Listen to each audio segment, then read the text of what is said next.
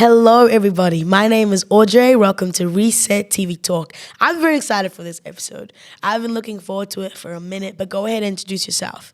My name is Mukuka. Wow. I know. Wow. She's an artist. She's an artist manager. She's a PR and a project manager as well. I don't know how you allow yourself to give and give and give in so many different facets and worlds, but thank you so much for being on this episode. I'm really excited to bring more evidence and just more people to inspire and encourage and champion the younger people who are coming up in this world as children of forced migrant parent backgrounds or children who just find it very difficult to come up against different parental pressures, environmental pressures, societal pressures, because success is objective. Yep. You know, whatever your goal is, if you manage to see it come to pass, you've succeeded. And I think that you have illustrated that what happens when you have potential, when you have determination, but you have big visions, huge visions. Huge. And it's incredible. And I'm so excited to get into that. But for people who have never heard of you, never seen you, don't know what it is to be a project manager, what is your world look like? What does an average day for Mukuka look like? Yeah. Okay, so I am an artist manager, an artist, and I do PR for artists, and I also project manage releases, or if artists have like a music video going on and they need someone to just help them manage the project itself, then I work with them. My day looks like so different every day. Every day, yeah. But like it generally starts off with me waking up, taking my dog, like Blooper, my dog, to outside and playing with him, and then I'll generally get on Zoom with someone, and literally, or I will be looking for gigs for some of my artists, or we will be organizing like a release or sorting out like merch ideas and all that. Pretty much pre-planning. That's what my day looks like, and thinking ahead about what's going to happen when the artist releases their EP or their album, or literally thinking ahead. And it's most of the time it's thinking a year from now, like 6 months from now. That's what my day looks like, but it's different every day, every week, every month. It's so different. Yeah. There are so many sides to being a musician that I think took me by surprise, you know, both because it's just not something that kind of meets the eye when you just listen to your favorite artist and you see them go on tour and you see them have interviews. You kind of just think, oh, that just happens. There's no sense of manipulation. There's no planning. There's no months and months of organizing and trying to put it together. And so for somebody who's looking at their music, they have the content, they have the passion, they have the drive. From an artist manager's point of view, what does it look like for you to go, okay, I see your dream, I see what you've got, here are some really amazing steps to take in order to achieve that? Yeah. I think I'm really fortunate and like lucky, blessed to be managing 4 artists that I feel that we're in sync. Yeah. And so when they tell me like, hey, I'm working on an album, my first question is, okay, when do you think it's going to be out? Like, what are your, like, show me your vision board, or show me, like, let me hear what you have, like, let me hear your demos. And then from there, my mind kind of goes into planning mode, where I'm like, okay, what's the date? Like, what holidays are coming up? Like, what month is it? Is it the end of the year? Is it the beginning of the year? What's happening in the music industry that year that might be good, either events to go to or events to pitch to see if they'll be happy for you to perform there. And I'm just always thinking of everything at once. But I am really happy and lucky to be working with people where we just seem to be in sync. But that didn't happen just like that. It took a lot of like relationship building. Yeah, of course. It took a lot of going through things that maybe aren't very nice to go through as like a manager or as an artist, and just being there for each other. Yeah. Yeah. We kind of jumped the gun, which is on me. But we kind of just went into like straight away. Yeah. What is your advice? What are your thoughts?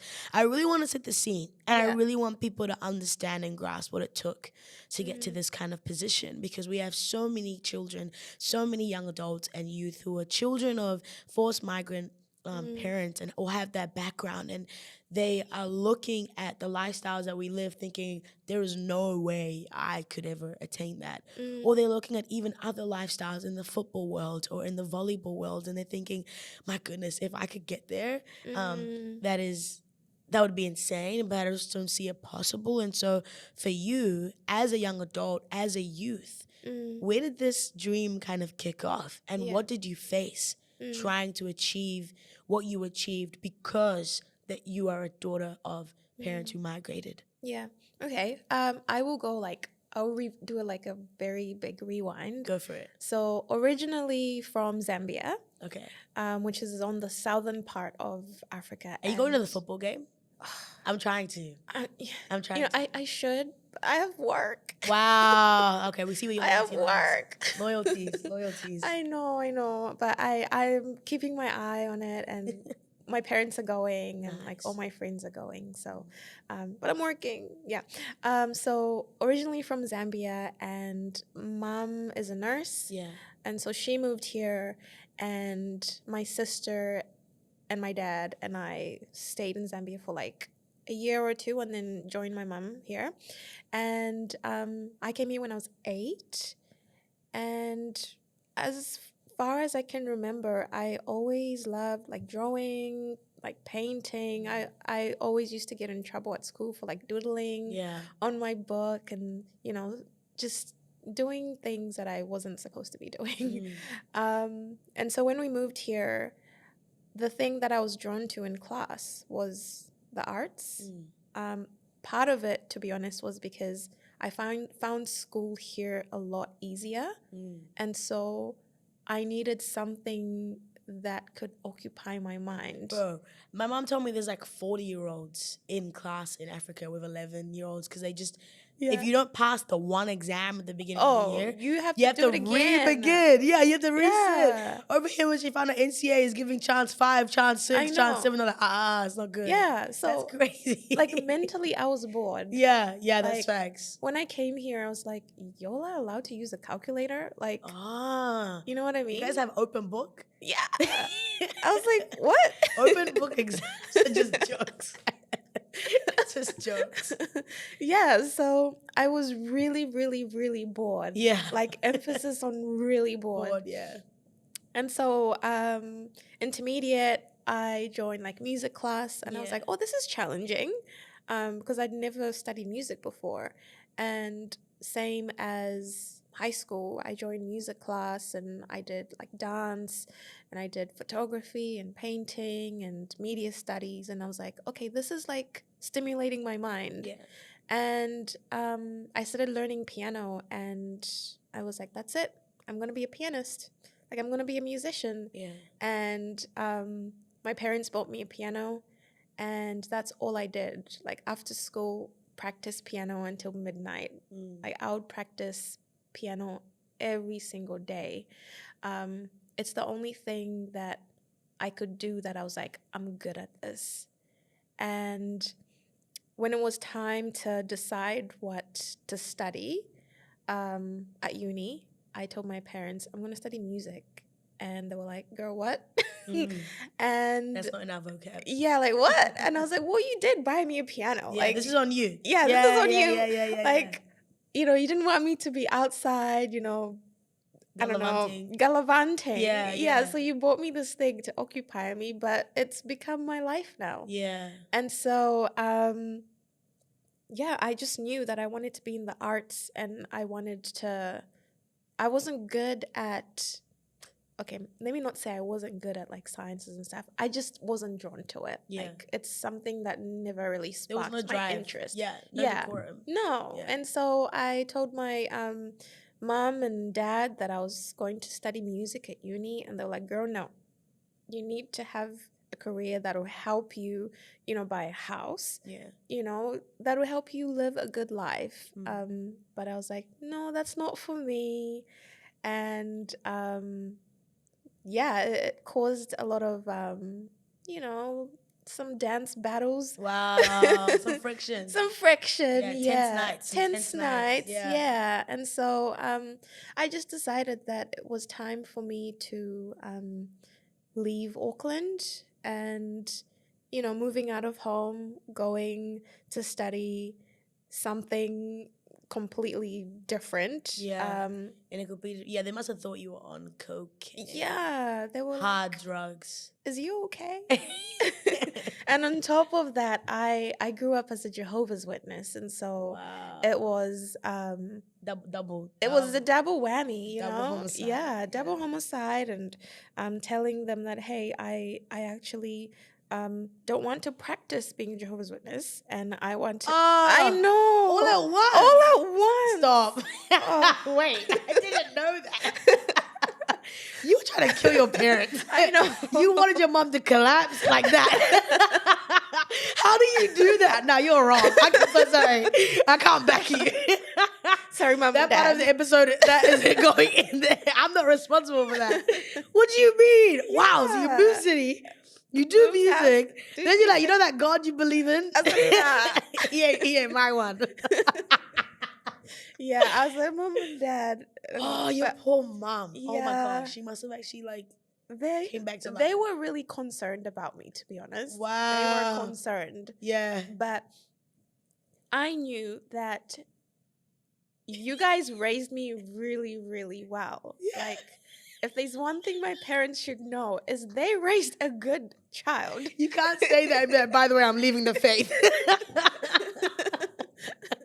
Wow. Yeah. No, you're really pitching it well. Come on. Come on.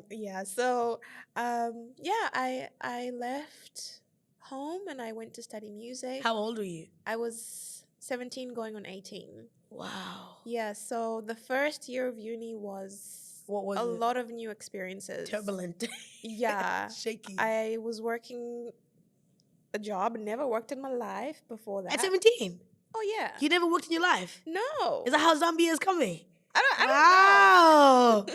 When I was 11, my mom, no, actually, I think I was like 9 when I had my first job. What was your first job? Newspapers. Wow. Character building, man. Being chased by dogs, by hoodlums. Yeah. Walking out in the streets. Yeah. Crack of the dawn. Do you know what I mean? In these streets, man. Oh. Well, I thought of the paper run, right? But I was really scared of dogs. And I used to be Jehovah's Witness. So I used to go preaching every weekend with my parents. You were one of those ones. I was one of those ones. So I was like, I'm not doing the paper. Like, I'm already going out. I don't want to go out again. But you've left the faith. You need to replace it. No.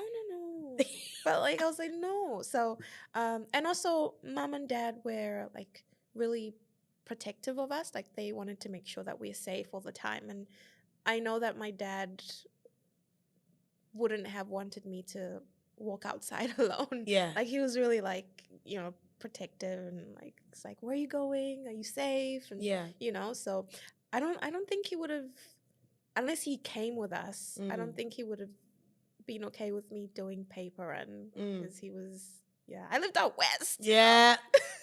Enough said. Yeah. I lived out west, and so I think paper run.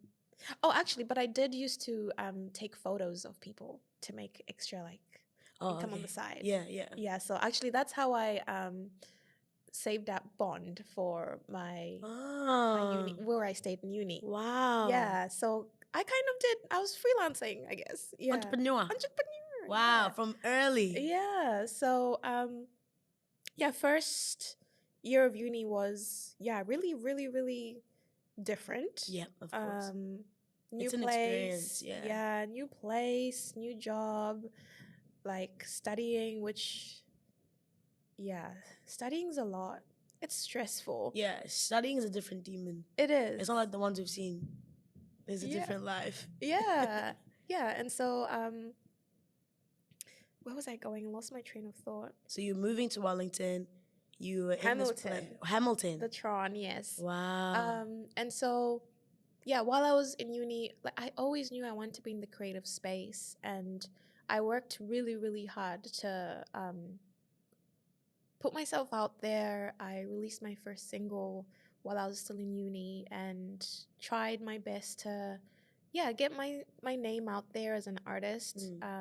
Easier said than done. 1000%. Yep, especially like at that age, at that time, and not knowing anyone in the industry. And so when uni finished, I couldn't find a job in the industry because it's so hard to find a job in the industry straight out of uni. And so I started working in the insurance world, in the corporate world, and it absolutely drained my whole existence. Yeah. That'll do it. Yeah. That'll do it. There's nothing wrong with working in the corporate world. But if your mind is like inclined to that stuff and like you are naturally analytical and quite logistic, I feel like, being a broker, being an accountant, like finance, all those things make sense. If you're making beats at the back of your science class from 11 years old, it was never for you. Yeah. And so, but in saying that, that job gave me financial stability to save up enough money to fund my EP and pay everybody that was on my project. Wow, yeah. And it was then that I realized that, okay, I really want this to be something that I do, like build a team of creatives who are of African descent, because I found that I was drawn to conversations that we had together, and we kind of had similar experiences. And so my project, Autumn, was the first project where I saw everybody on the team from of African descent. And, or maybe I shouldn't say it was the first. It was the first project that I was part of, where everybody was of African descent, like from the person that was the creative director to the stylist to the producer to the photographer and the videographer and the makeup artist. And I was like, I really like this. I really want to be able to bring this feeling and this vibe to another artist. And so I was like, I want to be an artist manager. And I didn't know how I would get there, but I was like, that's what I want to do. And the other thing that I saw was I didn't see a lot of artists that look like me in the commercial space in New Zealand. I always saw artists performing at like community events, like the Zambian Independence or the Independences, and nothing's wrong with that. But I was like, well, why don't I turn on like my FM, and why can't I hear the same artists that I'm seeing perform at the Congolese Independence, for example? And so I was like, there's like a gap, and I feel like I can fill it somehow. And so I just started looking, and I started a podcast called The Songwriter's Diary. And my intention for that podcast was to learn as much as I can about the New Zealand music industry and interview artists in the music space and hear the behind the scenes of how they're finding a producer or how they're getting their music on the radio, or like what it is they're doing that other artists can learn from. And I knew, and I was very aware that a lot of my audience was of African descent, because that's the community I know, and that's the community I'm part of. And so since then, the podcast was able to give me the push that I needed to realize like, oh, okay, this is needed and people are actually listening to this. And so I was like, I'm going to find an internship. And I got an internship through the Music Commission, and they funded me to intern at an artist management company.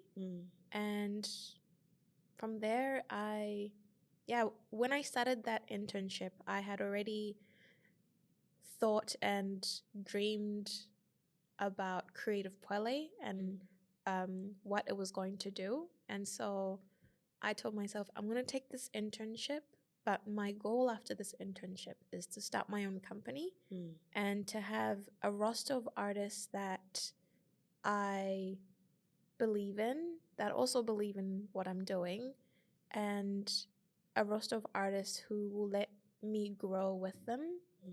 And that's how I got here. There's been a lot of sacrifices. Working in the music industry, it's a challenge, you know. Sometimes there's a lot of hustling, of course. There's a lot of, finding budget for. And making sure that you're able to like provide what everybody needs. I think that's amazing. I think it shows a lot of like drive and a lot of push and a lot of imagining and looking at your reality and going, okay, this is currently what I am experiencing and seeing, but it doesn't have to be the sum total of what the next 5 years look like for me. That's amazing. That first part one has set it up incredibly. And we're going to go to a little break and we're going to commence in part two where we talk about the breaking down and the re-bridging and what it's like to live in the dualities. Awesome. Yay.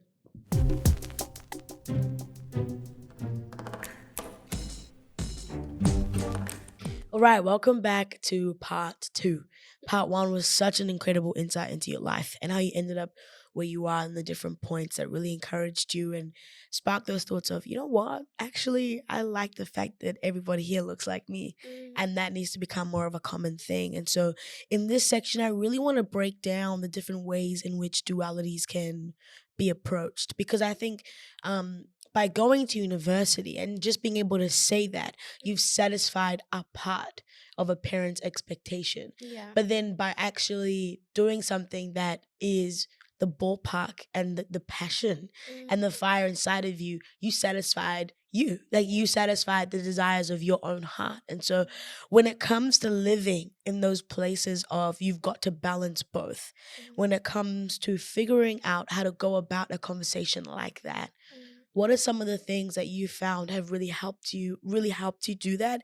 And how would you advise somebody else? Because I feel like for me and my personality type, I didn't really communicate it. I just went, oh, okay, I'm dropping out, kind of thing. And I just dropped out of high school at 17 and then did the same when I was in law school at uni. And so I feel like that was a lot more to do with the fact that I knew that I just had to show my mom.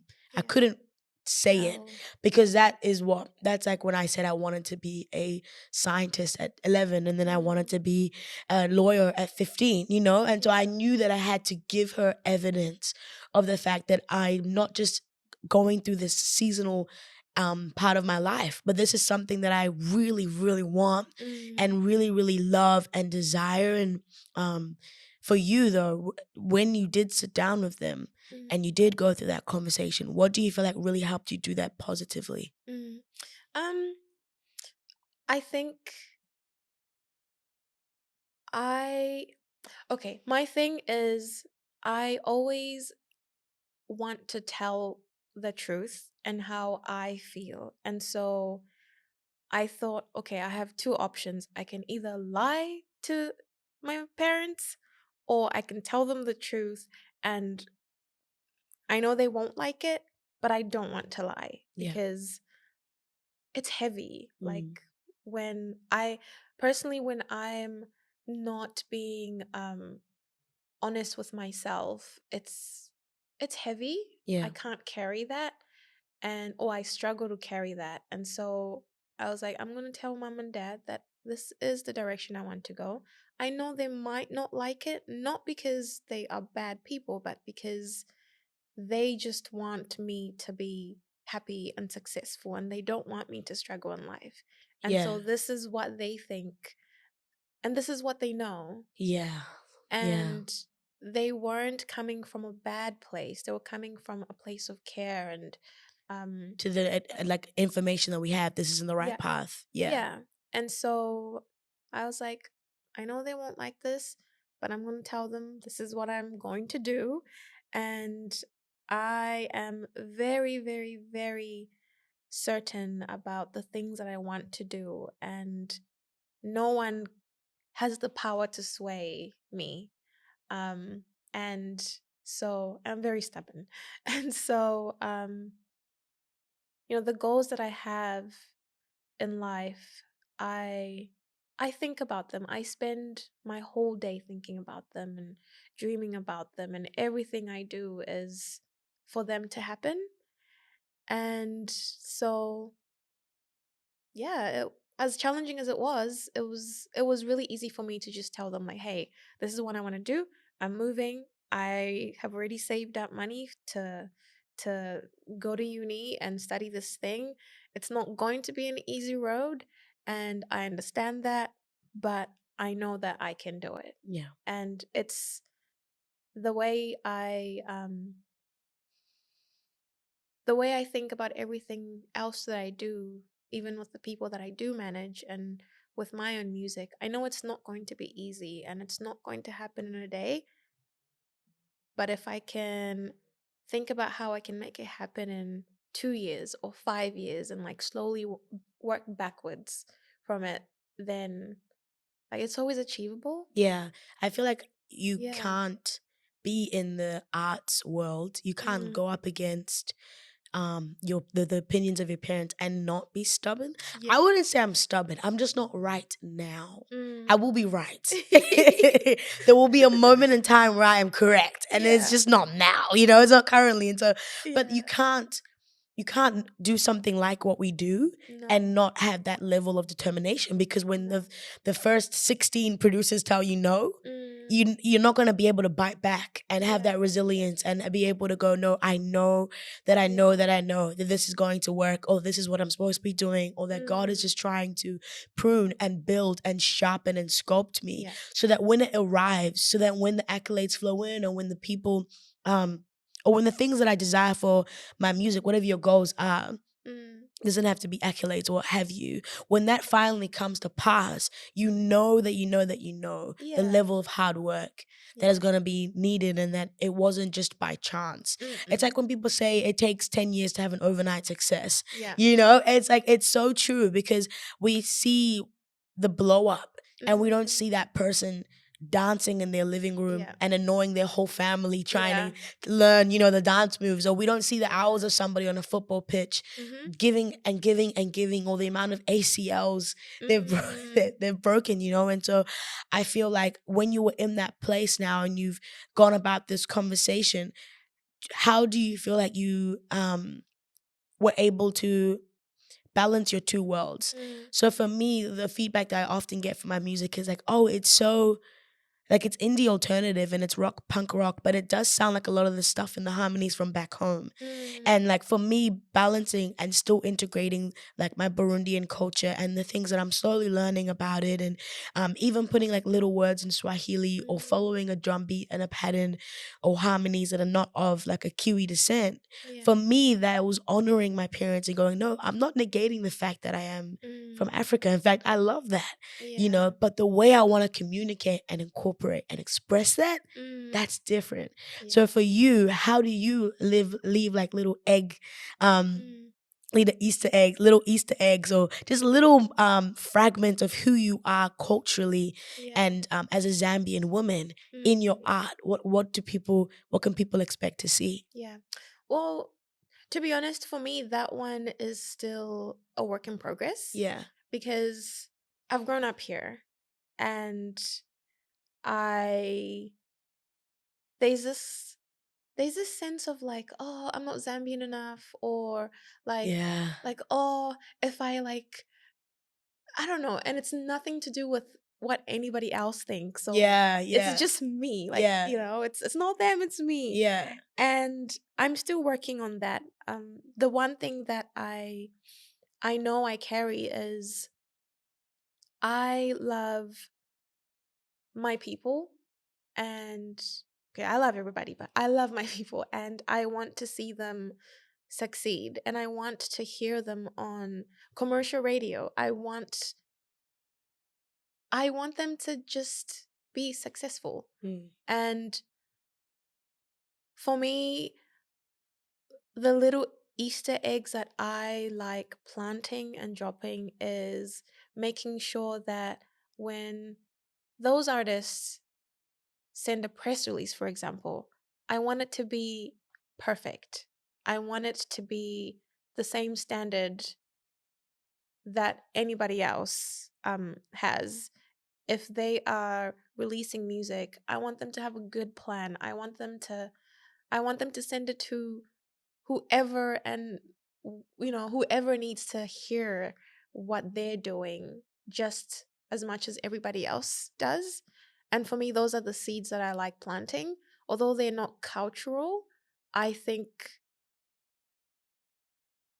some of those people are able to plant their own cultural things, and it inspires me to No, yeah. learn about my own culture. For sure. And, Educating people and allowing people to have the best shot. Yes. It does a lot. It does heaps. It does. Yeah. And allowing people to actually come to the plate with enough knowledge. Yeah. And not being like a deer in headlights, I think is actually incredible work. And yeah. there is going to be a resounding ricochet from the things that you've planted and things that you've plowed and the things that you've sown into through your company, but also through the people that you work with and the people that you champion. I think it's incredible to know that that God is placing desires for those who are up here to come back down, and be like, oh, I see you, I see you, I see you. Here's what I didn't know. Here's what I wish I knew. And here's how to get to the places that you desire to get to. So we're going to take another break and we're going to see you in part 3. Oh, can I say one thing? Go for it. Oh, shoot. I lost my train of thought.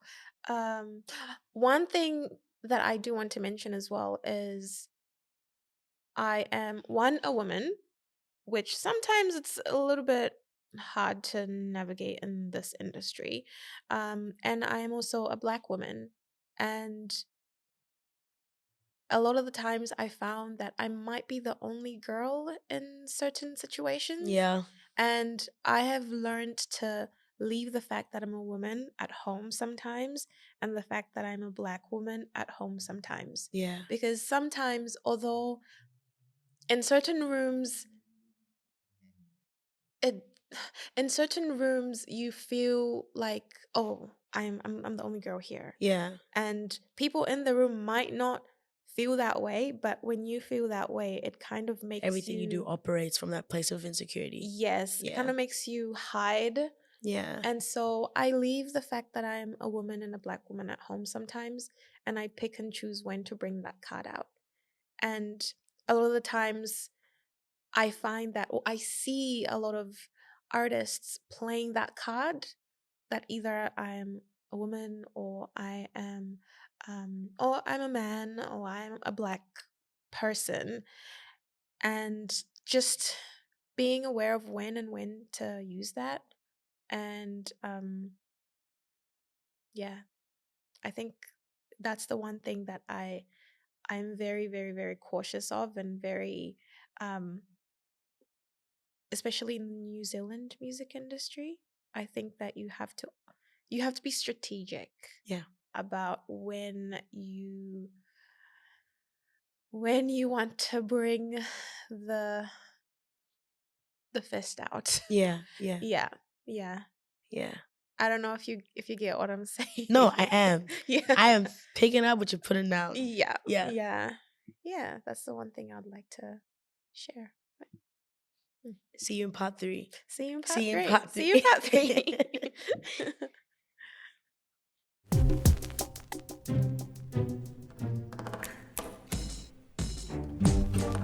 Right. So we're at part 3, which is crazy to think about because time has just flown right by. So I want to thank you so much for coming in and actually giving me your time and your knowledge and your brain. I want to kind of end it on a little bit of a higher note, and because we've gone out to the different valleys and the different ways in which music has both set us free, but brought a lot of different kind of hurdles and tribulations. But for you, do you have a specific song that you heard at any point in your life that went, I want to do music? Yeah, it was it's called Dreamer Girl. Yeah. It's by a Nigerian artist called Asha. Yeah. Or Asa. And the words are, have you ever heard of a dreamer girl living in a world so far away, you might think that she's a bit naive. She's a bit naive. You might, but someday she will be a queen, right? And that song, when I heard that song, I was like, this is how I feel. Like, whenever I say I want to do this, people think I'm naive. People think, oh, you can't do that. You can't be a musician, or you can't be an artist manager. It's hard. Yes, it's hard.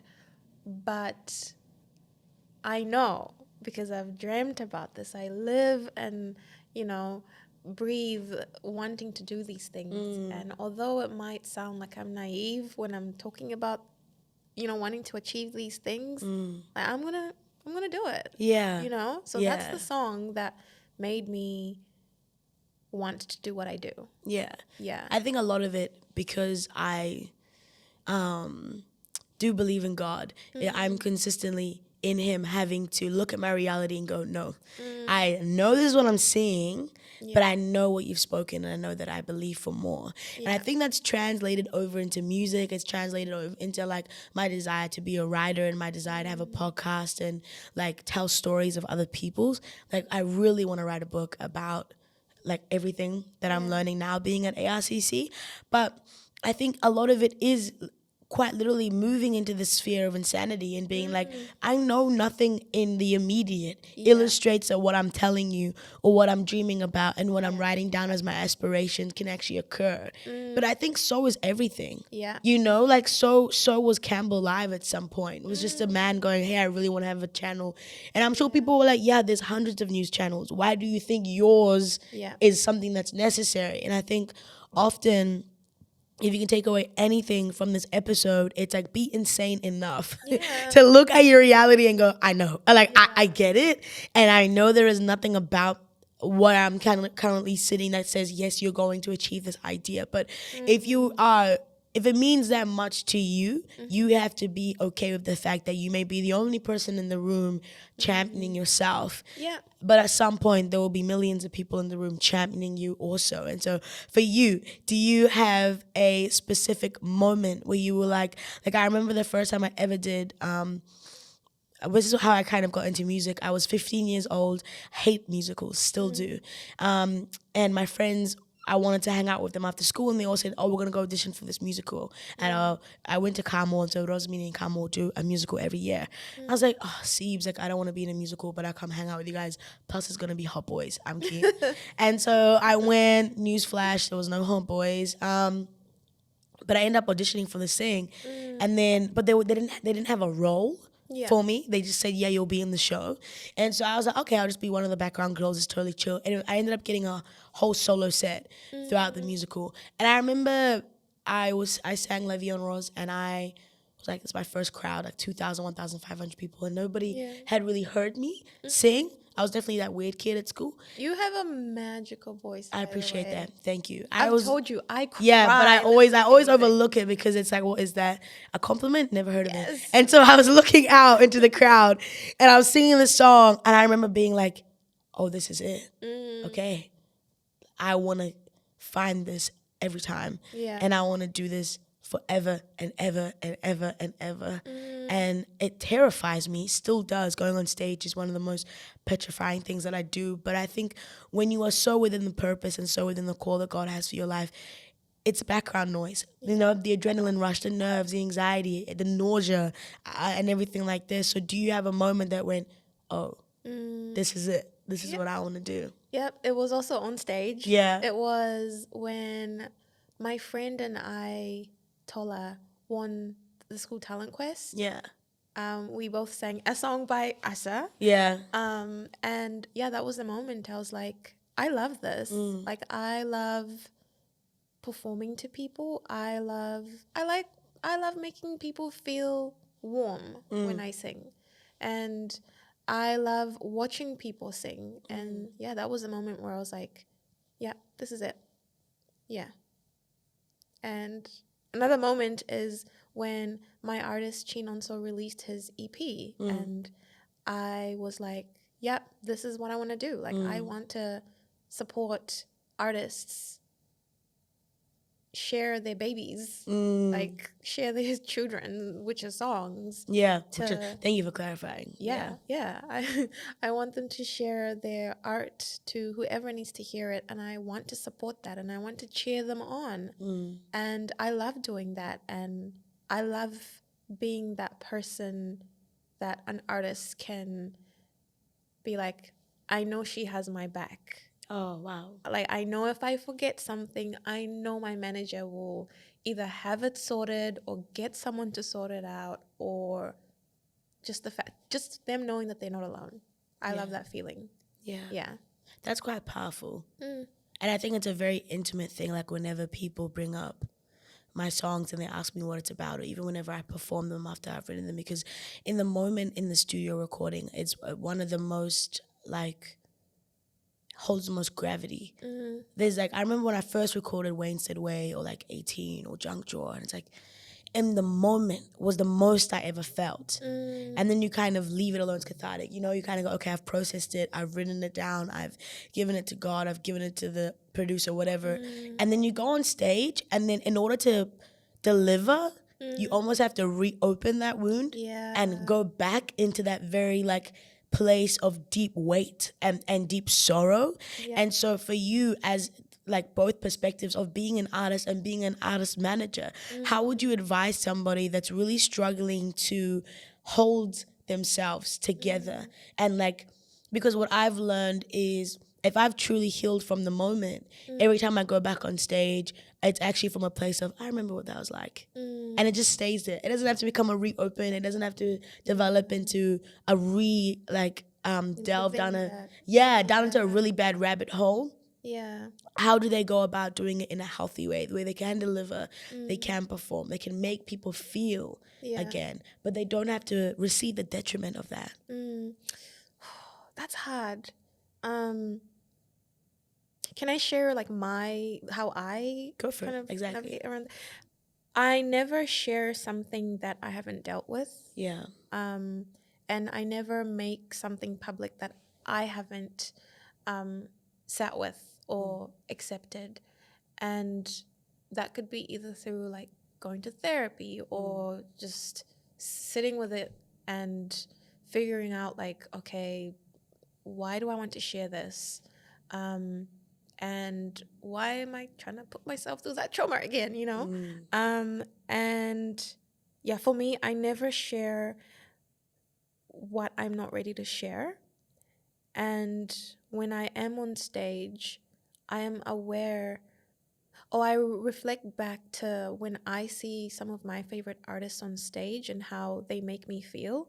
I always think, wow, like, I love the way she's able to share how she feels or sing about a certain thing that happened, and the fact that I'm able to relate to that, and I don't even know the whole context of what that is. So I'm aware that there's someone listening that is resonating with whatever I'm singing about or talking about, and I think that's pretty powerful. Like, you literally have people wrapped around your finger, and they are getting drawn to this thing that you're singing about that hurt you or that made you happy or frustrated you, and they relate to it. That's pretty powerful. Like, it's pretty special and magical. So I feel empowered. I have this thing, or I'm doing this thing that people in a room are, like, hanging on a thread. Is that the word? Saying hanging on a piece of thread to just, like, hear and want to know more about this. So to answer your question, I never share what I'm not ready to share, and when I do share it, I really want to hold space for it. I want everybody in the room to take it in. There are some songs that just need to be between you and the guitar. I definitely agree.